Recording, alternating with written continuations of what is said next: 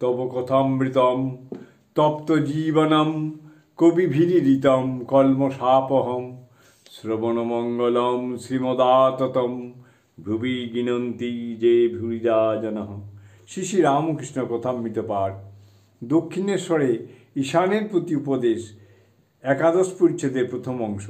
শ্রীরামকৃষ্ণের সব কামনা ত্যাগ, কেবল ভক্তি কামনা। শ্রীরামকৃষ্ণ নারদকে রাম বললেন, তুমি আমার কাছে কিছু বর নাও। নারদ বললেন, রাম, আমার আর কি বাকি আছে, কি বর লব? তবে যদি একান্ত বর দেবে, এই বর দাও, যেন তোমার পাদপদ্মে শুদ্ধা ভক্তি থাকে, আর যেন তোমার ভুবন মোহিনী মায়ায় মুগ্ধ না হয়। রাম বললেন, নারদ, আর কিছু বর নাও।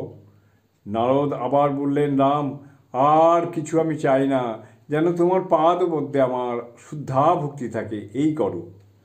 আমি মার কাছে প্রার্থনা করেছিলাম, বলেছিলাম, মা, আমি লোকমান্য চাই না, মা, অষ্টসিদ্ধি চাই না, মা, ও মা, শতসিদ্ধি চাই না, মা, দেহসুখ চাই না, কেবল এই করো, যেন তোমার পাদপদ্মে শুদ্ধা ভক্তি হয়, মা। আধ্যাত্মে আছে লক্ষণ রামকে জিজ্ঞাসা করলেন, রাম, তুমি কতভাবে কত রূপে থাকো, কী রূপে তোমার চিনতে পারবো? রাম বললেন, ভাই, একটা কথা জেনো, রাম, যেখানে উর্জিতা ভক্তি, সেখানে নিশ্চয়ই আমি আছি। উর্জিতা ভক্তিতে হাসে কাঁদে নাচে গায়, যদি কারু এরূপ ভক্তি হয়, নিশ্চয় যেন ঈশ্বর সেখানে স্বয়ং বর্তমান।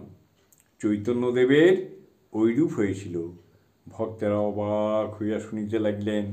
দৈববাণীর ন্যায় সকল কথা শুনিয়াছিলেন, দৈববাণীর ন্যায় এই সমস্ত কথা শুনিতেছিলেন। কেহ ভাবিতেছিলেন, ঠাকুর বলিতেছেন প্রেমে হাসে কাঁদে নাচে গায়, এ তো শুধু চৈতন্যদেবের অবস্থা নয়, ঠাকুরেরও তো এই অবস্থা।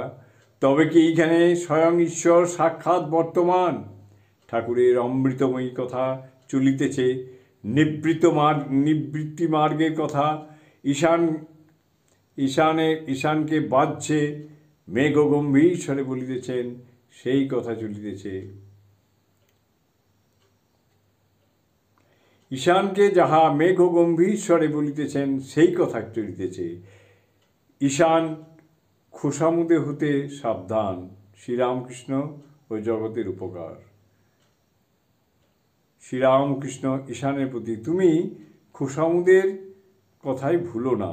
বিষয়ী লোক দেখলেই খোসামুদে এসে জোটে।